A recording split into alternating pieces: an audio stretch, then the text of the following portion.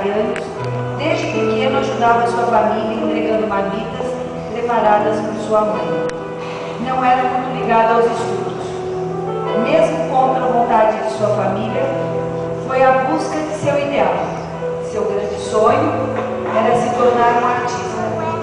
Após inúmeras tentativas e frustrações, não desanimou. Sua persistência e vontade de vencer o levaram a alcançar o seu objetivo.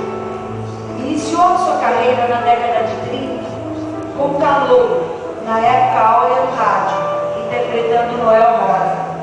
Porém, não conseguia ser valorizado. Em uma rodinha de bar, veio-lhe à mente uma ideia: adotar um nome artístico que fosse atraente. Assim, nascia Adoniran Barbosa. Homem simples, corintiano de coração, falava em suas músicas a língua do povo, com os erros costumeiros deste, sem se importar com a crítica. Esta era a sua marca. Antes de se consagrar como cantor, foi ator de radionovelas, filmes, participou do Cangaceiro, vencedor do Festival de Cannes. E na época da TV, atuou também em novelas. Desmistificou o jargão, São Paulo é o túmulo do samba, com suas inúmeras composições. Era um improvisador nato. De uma situação, de uma figura de uma pessoa, de uma simples palavra, nascia um sucesso.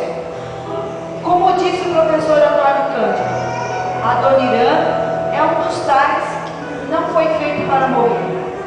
Neste ano, estamos comemorando 100 anos de Adoniran. Algumas de suas interpretações fizeram sucesso até no exterior, sem que recebesse nada por isso. Muitas foram imortalizadas por ele mesmo: Trem das 11, Saudosa Maloca, Iracema, Tiroló. Intérpretes consagrados fizeram grande sucesso com suas composições. Lembram-se da Pimentinha de Regina?